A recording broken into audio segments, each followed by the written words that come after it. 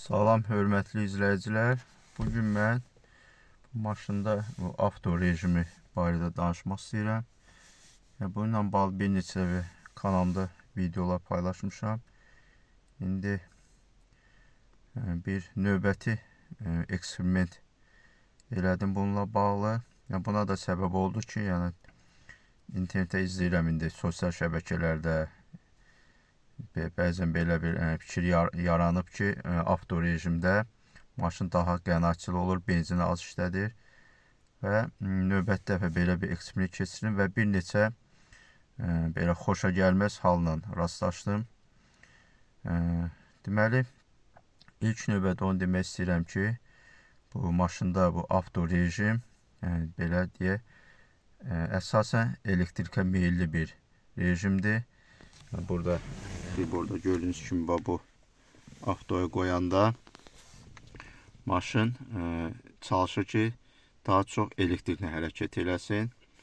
Hətta bunun bu menüsündə də bu təlimatında da həm kitabçada həm də burada bunu belə girib tərcümə edib oxusaz görəsiz ki yazılıb ki əgər sizə zaryadka koymaq üçün yeriniz əl çatandırsa, elə bir şəraitiniz varsa bunu benzin qənaətinə görə avto rejimdə sürmək məsləhətdir. Yox, əgər elə bir şərait yoxsa bunu save'ə qoymaq lazımdır ki, maşın zaryadkası ölməsin. Daim elə bir ehtiyatda bunun zaryadkası olsun. Mən bu növbəti bir eksperimentdə bir halla rastlaşdım. Daha doğrusu iki halla rastlaşdım. İndi o barədə sizə məlumat verəcəm. Birinci hal ondan ibarət ki, deyilənə görə güya burada avto rejim qənaət edir. Bununla bağlı belə bir vəziyyətdir ki, əgər siz maşını gətirib zaryadka qoyursa 100% yığırsa və avto qoyursa, bəli, bu zaryadka tam azalana kimi həqiqətən də elektriklə sürəcək,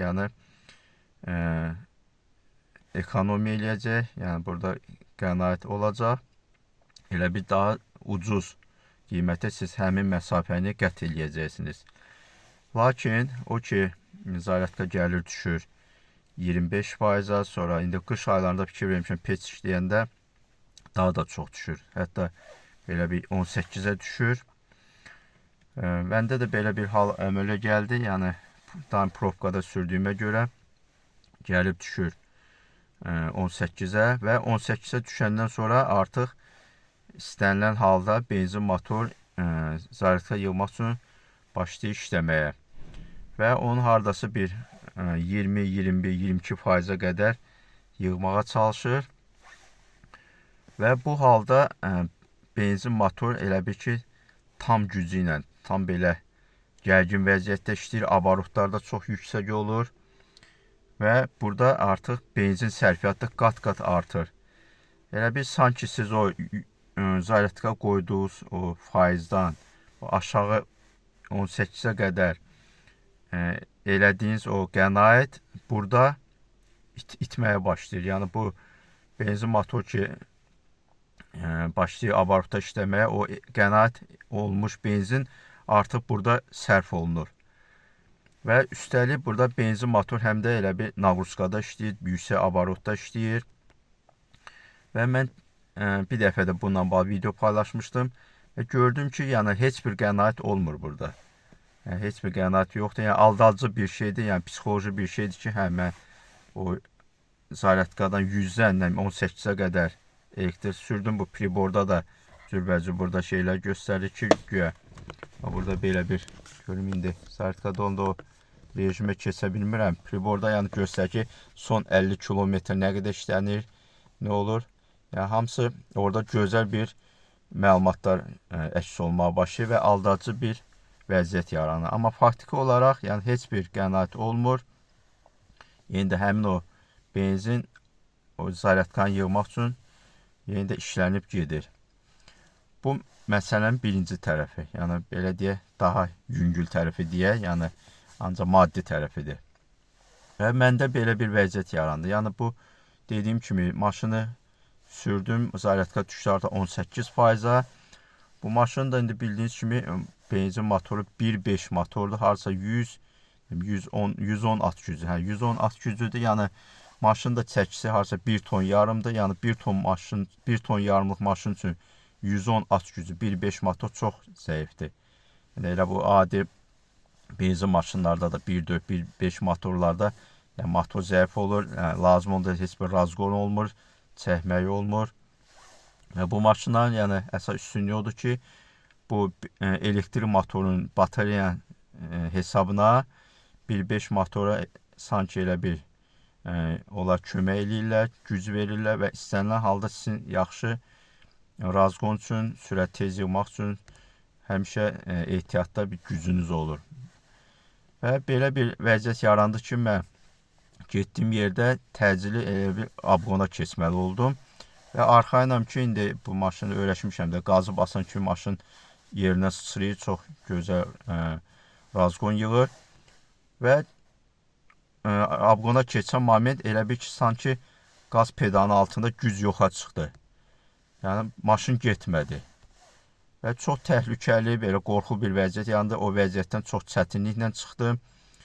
Yəni, gördüm ki, yəni əgər bu maşında zaryadka olmursa, artıq o elektrik motor ancaq öz halında olur. Yəni, ancaq özün, yəni batareya özünü doldurmaqla məşğul olur. Ancaq belə bir, yəni heç bir köməyi olmur. Yəni, siz sırf qalırsınız 1 ton yarımlıq maşınla 1.5 motorla elə bir təkbətək qalırsınız. Və yəni nə razqon olur, nə bir sürətlənmə olur, nə bir heç nə, yəni hər şey yoxa çıxır. Adi 1.5 motorun gücü ilə elə bir ki, maşını idarə edirsiniz. Və belə bir qənaətə gəldim ki, yəni artıq heç vaxt yəni, belə bir vəziyyətə maşını salmayım.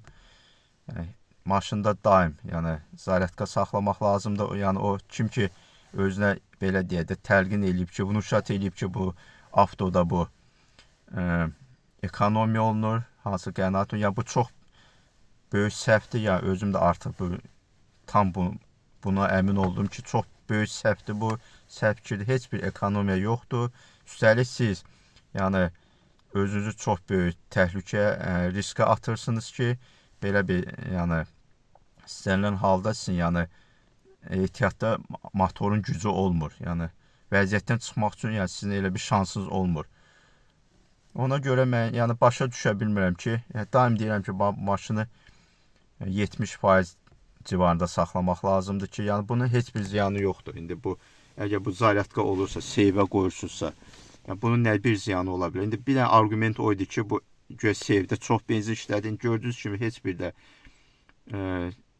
necə deyə ekonomiya yoxdur. Üstəlik siz deməli bu maşının o üstün cəhəti olan o gücdən elektrik motorun gücündən də məhrum olursunuz. Özünüzü təhlükəyə atırsınız. Yəni mən fikrimcə yəni bunu eləməyə dəyməz. Yəni 70-də də onsuz da bu 70-ə qoyanda düşür 68-ə, yəni normal sürüşdə sürəndə 68-ə qoşulur, 70-i yığır, sönür.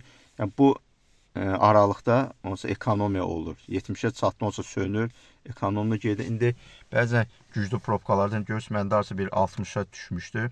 Güclü probkalarda bəzən biraz da aşağı düşür. Yəni yenə də mənim onsuz da burada ehtiyatda gördüyünüz kimi 60%, lap olsa 50%.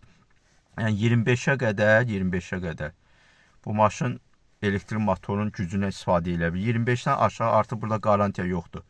Yəni maşın batareyanı qorumaq üçün başlayır artıq zaryadka yığmağa, yəni ancaq bu yöndə işləyir. Yəni benzin motor sırf başlayır elektrik yəni batareyanı doldurmağa və onu elə bir ki artıq bu ton yarımlıqla əlavə olaraq maşını dartmağa gücü qalmır. O 110 at gücündən bəlkə də orada 50 at gücü qalmır ki, maşını harasa yəni çəkib aparsın.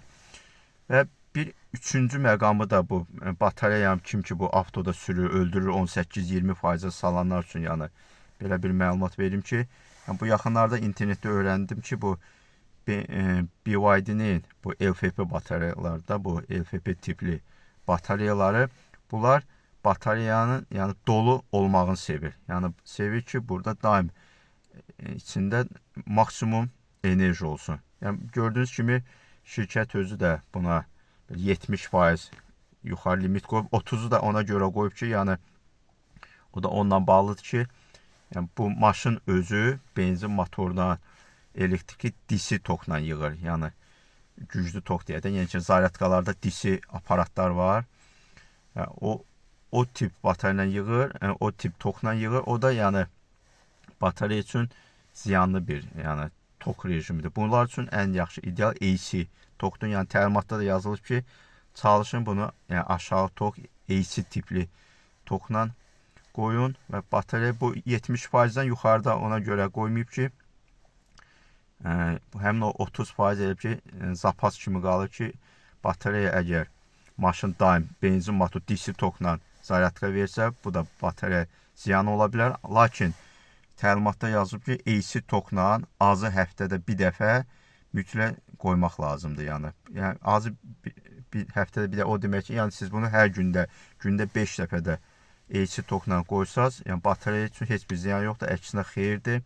Bataryanın ömrünü uzadır və dediyim kimi bunu siz 70%-də daim saxlayırsa, bu da bir bataryanın ömrünü uzadan bir cəhətdir. Yəni ümumiyyətlə bu bataryanın sağlam saxlamasının 3 belə bir necə deyə şərti var.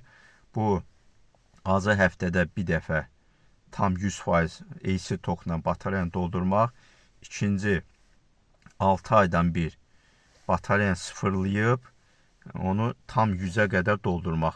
Bu barədə də kanalda video var, yəni sıfırlama qaydası. Əslində təlimatda yazıb ki, bunu rəsmi dillərə müraciət edib eləmək lazımdır. Lakin bizdə heç düzəməlli rəsmi servis də yoxdur. İndi bir Abşeronda deyilənə görə nəsə açdılar. İndi baxıram ki, hamı şikayət edir. Adi heç yağı düzəməlli orada dəyişə bilmirlər. 3 litrin yerinə 4 litr tökürlər, 4,5 tökürlər. Yəni bu ən belə maşında elementar bir şeydir. Bunu adi qaraj ustası eləyəcək bir işi bu rəsmi servis bacarmırsa, heç mən inanmıram ki, onlar bu bataryanın sıfırlaması haqqında ümumiyyətlə nəsə eşidiblər. Yəni bu barədə kanalımda video var. Onu necə sıfırlamaq lazımdır. Bu ikinci şərt. Üçüncü də odur ki, yəni bunu da özüm bu yaxında müəyyən eləmişəm ki, bataryanın sağlam qalması üçün bunu daim belə 70% sevdə saxlamaq lazımdır ki, dolu olanda bataryalar yəni daha sağlam olur. Yəni bununla bağlı bugün demək istədiyim bu qədər. Sağ olun.